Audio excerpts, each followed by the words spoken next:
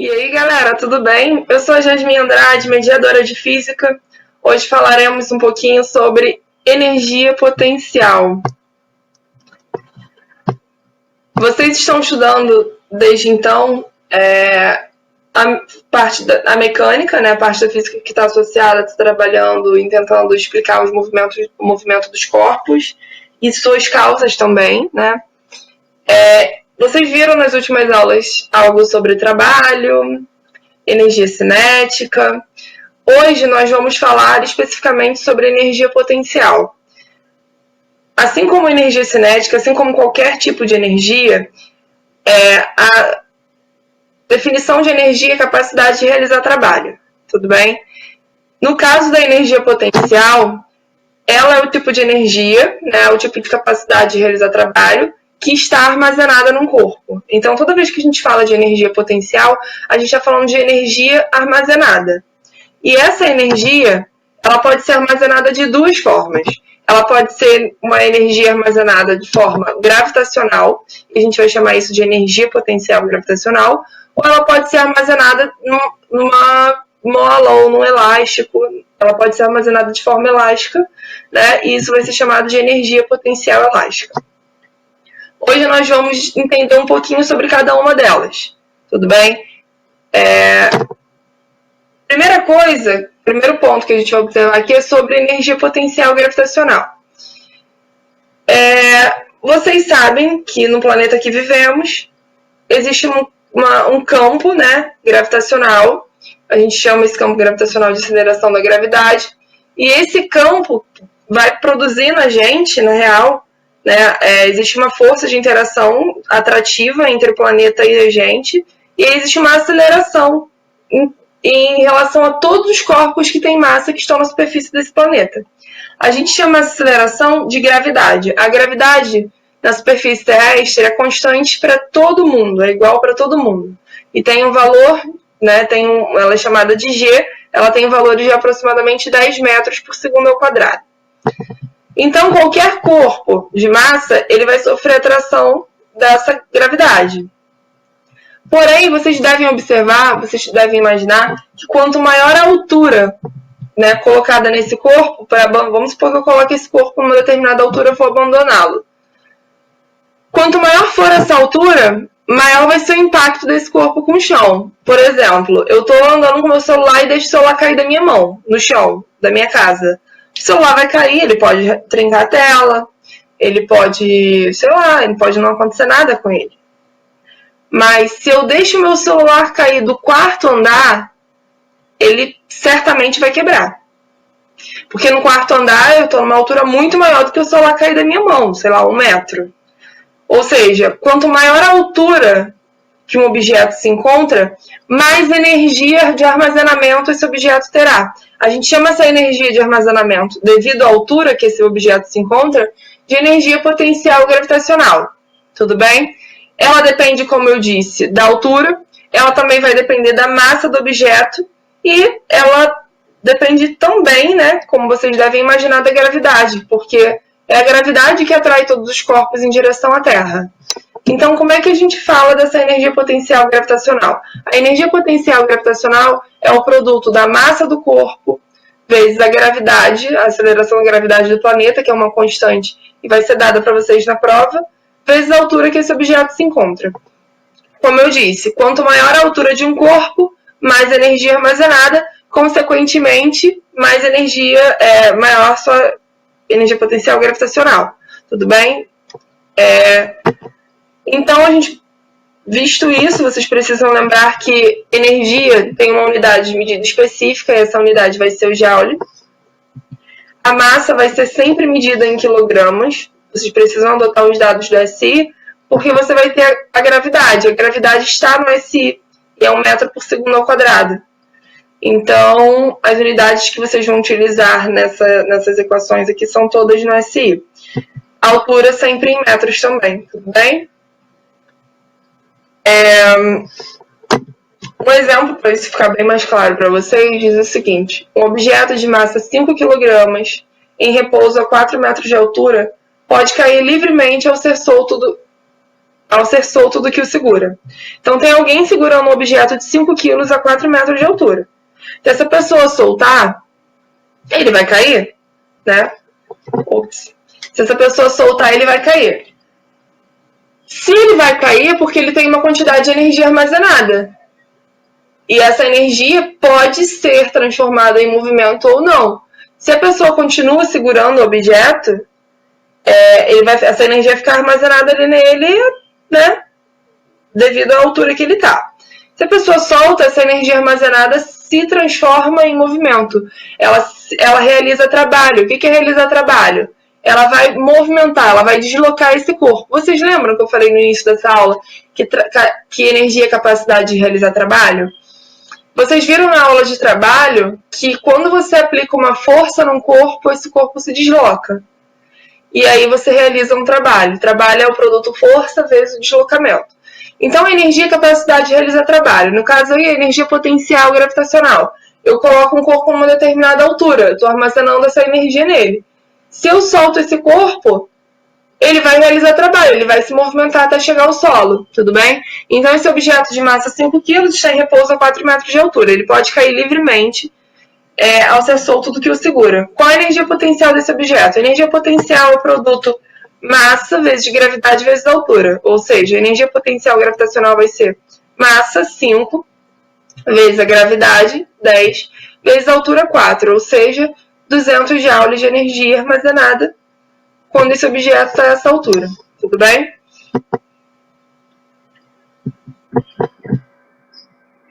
Um outro exemplo, um pouco mais elaborado, diz o seguinte: um homem com massa de 70 kg sobe uma rampa com inclinação de 30 graus, como mostra a figura a seguir. Qual a energia potencial máxima alcançada por ele? É claro que a questão vai te dar a figura, né? Só que eu só coloquei aqui que daria mais espaço. O homem está aqui embaixo, ele vai subir essa rampa, que está inclinada a 30 graus, até o topo dessa rampa. A questão pergunta a energia potencial máxima alcançada por ele. A energia potencial máxima alcançada por ele acontece na altura máxima, ó, quando ele estiver aqui. Então, ele está no chão e ele vai subir até aqui.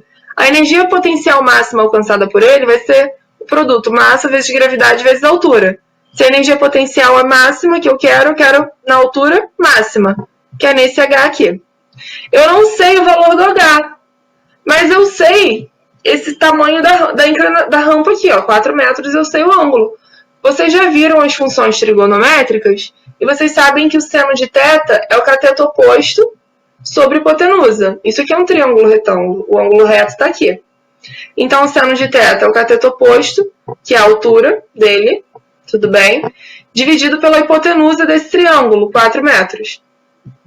Quem é o seno de θ? O seno de θ é meio, né? Meio ou 0,5.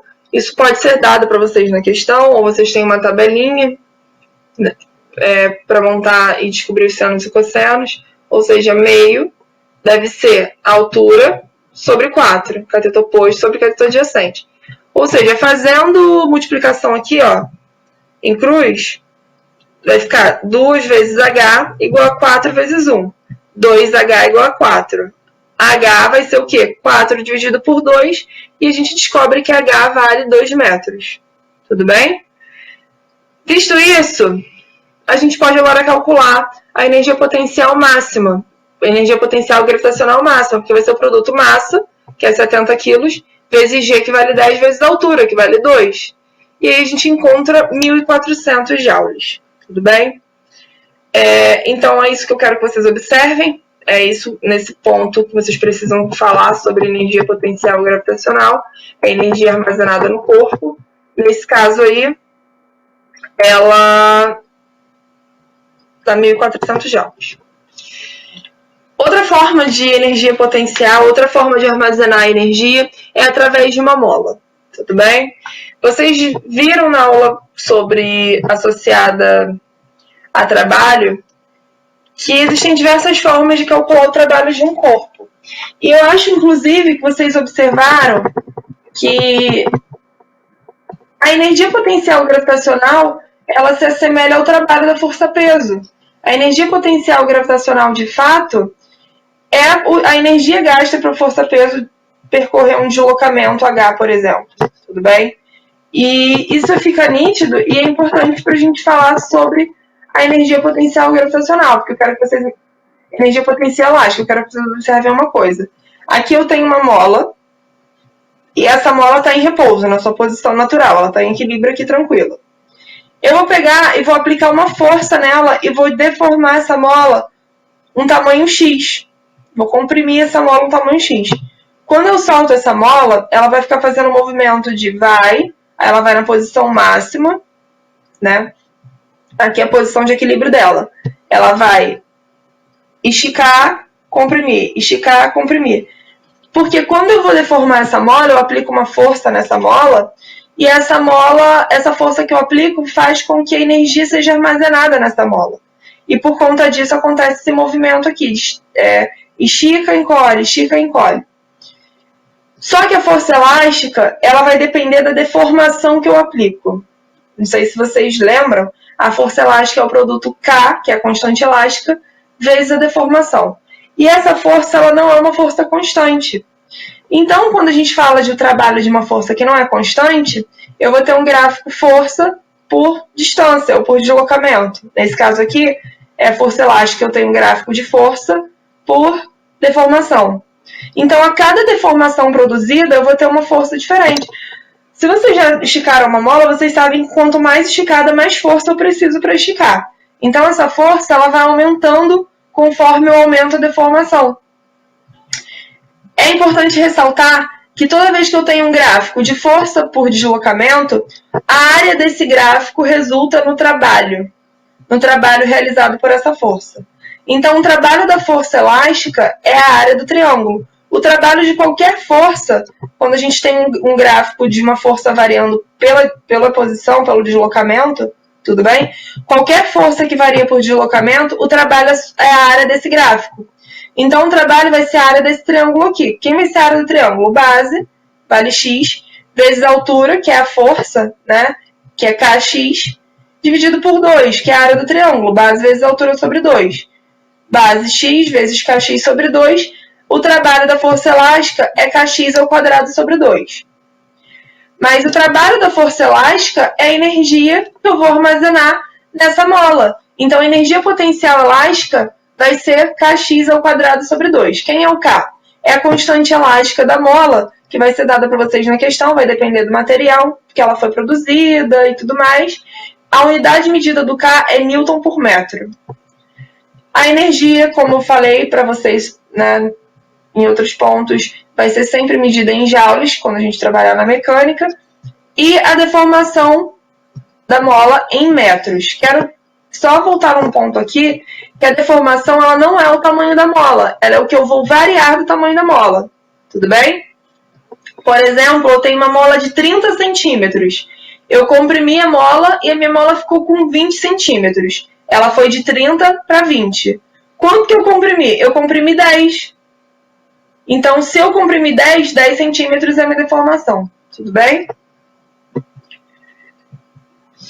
Um exemplo, uma mola de constante elástica 400 newtons por metro e de comprimento 30 centímetros. 30 centímetros é a posição natural dela. Ela não está distendida, ela não está contraída, ela não está esticada. Tudo bem? Essa mola é comprimida 10 centímetros. Então, olha só, eu comprimi essa mola 10 centímetros, eu deformei essa mola 10 centímetros. Tudo bem? Qual a energia potencial elástica resultante dessa compressão? Olha, esse dessa aqui deveria ser com 2 S, mas eu acabei de reconhecer esse erro aqui, tá? Primeiro que a energia potencial elástica é kx ao quadrado sobre 2. Então, eu vou calcular a energia armazenada aí a partir da equação kx ao quadrado sobre 2. Então, a energia potencial elástica é o K, que é 400 newtons por metro, vezes a deformação. Essa deformação é de 10 centímetros, como eu falei para vocês. Esses 30 centímetros é o tamanho natural dela. Eu comprimi 10 centímetros, tá? Isso, 10 centímetros, não está na unidade que eu posso usar. A unidade que eu posso usar é o metro, não é isso? Então, 10 centímetros é o mesmo que 10 vezes... Os centímetros é a mesma coisa que eu dividir por 100. 1 centímetro é 1 metro sobre 100. Tudo bem? 10 centímetros é o quê? 10 metros sobre 100. 10 sobre 100 é a mesma coisa que 0,1. Agora sim, 0,1 metros. Fiz a multiplicação de unidade aqui. Então, tenho K, 400, vezes o x ao quadrado. Quem é o x? 10 centímetros, na real, 0,1 metros ao quadrado. E tudo isso dividido por 2. Esse 0,1, ó, eu peguei esse 2 aqui e dividi com 400, tá? Simplifiquei 400 por 2, deu 200. Vezes o 0,1 eu coloquei 1 sobre 10. Fica mais fácil de fazer a conta. Porque 1 ao quadrado é 1 e 10 ao quadrado é 100. Então vai ficar 200 vezes 1 sobre 100 é o mesmo que 200 sobre 100. Ou seja, a energia potencial elástica armazenada nesse corpo é de 2 joules. Tudo bem? Eu queria comentar com vocês, para finalizar aqui, que a energia potencial, ela é, como eu estou mostrando para vocês, a soma, né?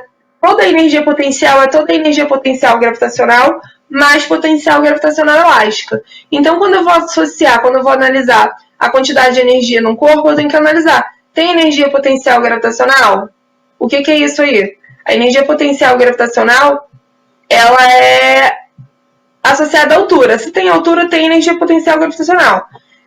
Se tem uma mola, tem energia potencial elástica. E se eu tiver uma mola numa altura, eu vou ter potencial gravitacional e potencial elástica. Então, a energia potencial do sistema vai ser a soma dessas duas coisas aqui. Nesses exemplos que nós fizemos, aqui eu só tenho potencial gravitacional, aqui eu só tenho potencial elástica. Mas eu poderia ter as duas em um sistema? Sim. E quanto seria a minha energia potencial total? A soma dessas duas coisas. Tudo bem?